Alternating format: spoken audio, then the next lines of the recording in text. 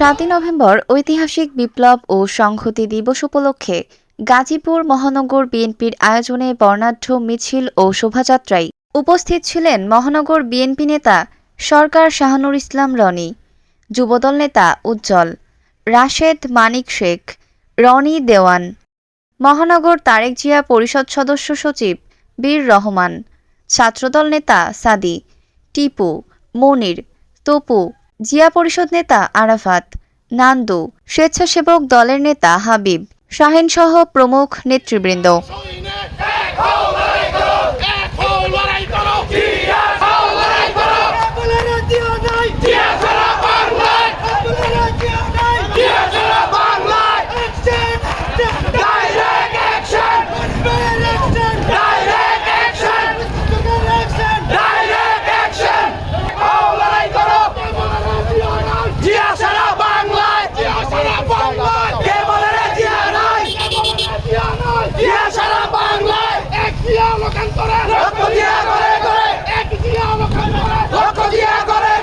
প্রতিবেদক মোহাম্মদ আলামিন হোসেন, টঙ্গী, গাজীপুর।